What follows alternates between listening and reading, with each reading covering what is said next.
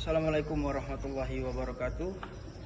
Kami dari kelompok 4 yang beranggotakan Cindy Febi Dwi Aulia, Hawa Cahya Purnama, Naila Sari Lazuli, Sanya Adelina, Muhammad Rizky Febrian, dan saya sendiri Yogi Rizky Ramadhani ingin menjelaskan tentang tataan promosi kesehatan di rumah sakit. Nah, jadi ini di slide pertama ada definisi promosi kesehatan di rumah sakit, yaitu yang pertama menurut Kementerian Kesehatan 2010, promosi kesehatan di rumah sakit itu sendiri adalah segala upaya yang dilakukan rumah sakit agar dapat meningkatkan derajat kesehatan bagi pengunjung, pasien, keluarga pasien, dan masyarakat sekitar rumah sakit.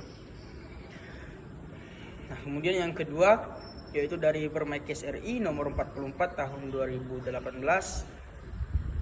yaitu proses pemberdayaan pasien, keluarga pasien, sumber daya manusia rumah sakit untuk berperan aktif dalam proses asuhan untuk mendukung perubahan perilaku dan lingkungan serta menjaga dan meningkatkan kesehatan menuju pencapaian derajat kesehatan yang optimal.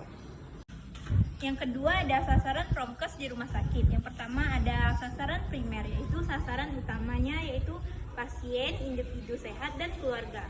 Mereka diharap dapat merubah perilaku kesehatan mereka. Kedua ada sasaran sekunder, pemuka masyarakat informal atau pemuka adat, agama formal atau nakes, organisasi kemasyarakatan, media sosial berperan sebagai panutan dan kelompok pendekat. Ketiga atau yang terakhir yaitu sasaran tersier, para pembuat kebijakan publik memberlakukan kebijakan yang mendukung peningkatan derajat kesehatan masyarakat atau penyediaan sumber dana dan lain-lain. Nah, menurut Noto Atmojo tahun 2007, sasaran primer yaitu pasien. Yang kedua, sasaran sekunder, petugas kesehatan dan organisasi profesi kesehatan. Yang ketiga, ada sasaran tersier, yaitu kepala dinkes atau direktur rumah sakit. Menurut Khalid tahun 2012, sasaran primernya yaitu tokoh masyarakat yang diubah perilakunya.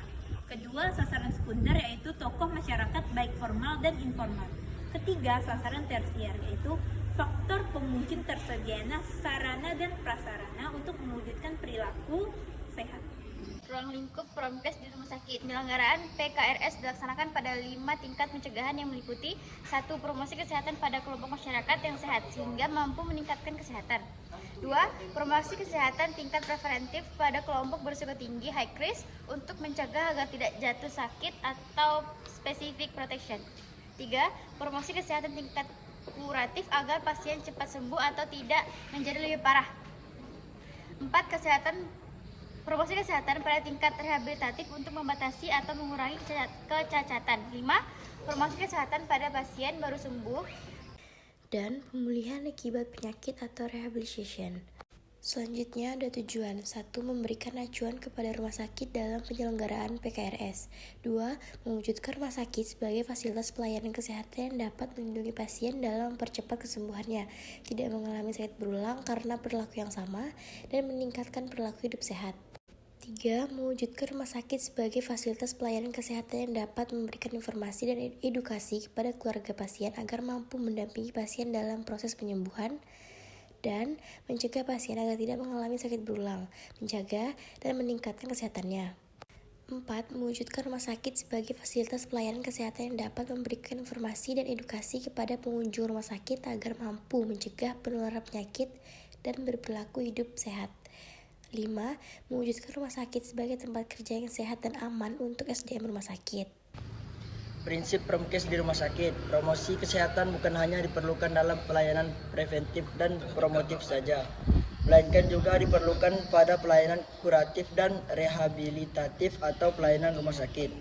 Dalam mengembangkan promosi kesehatan rumah sakit, ada beberapa prinsip dasar yang perlu diperhatikan, yaitu: yang pertama, promosi kesehatan di rumah sakit dikhususkan untuk individu-individu yang sedang memerlukan pengobatan dan perawatan di rumah sakit. Yang kedua, promosi kesehatan di rumah sakit pada prinsipnya adalah pengembangan pengertian atau pemahaman pasien dan keluarganya terhadap masalah kesehatan atau penyakit yang dideritanya. Ketiga, promosi kesehatan di rumah sakit juga mempunyai prinsip pemberdayaan pasien dan keluarganya dalam kesehatan. Yang terakhir, promosi kesehatan di rumah sakit pada prinsipnya adalah penerapan proses belajar, kesehatan di rumah sakit.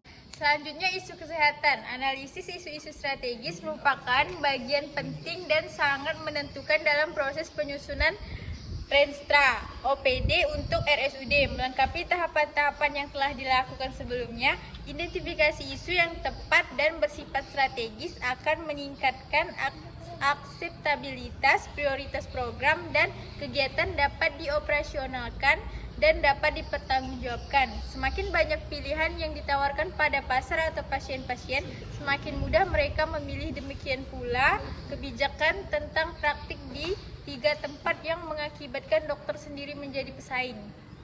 Namun secara umum bahwa penentuan isu-isu pokok yang harus diperhatikan dan ditindaklanjuti untuk mencapai kepuasan pelanggan atau kepuasan masyarakat adalah sebagai berikut. Yang pertama, pemenuhan sarana dan prasarana untuk pelayanan rumah sakit sesuai standar klasifikasi rumah sakit kelas C. Yang kedua, pemenuhan jenis dan kualitas pelayanan kesehatan di rumah sakit. Dan yang terakhir, peningkatan kapasitas sumber daya manusia sehingga pelayanan yang diberikan kepada masyarakat terlayani semua. Sekian dari kelompok kami, kurang lebihnya mohon maaf. Kami akhiri. Wassalamualaikum warahmatullahi wabarakatuh.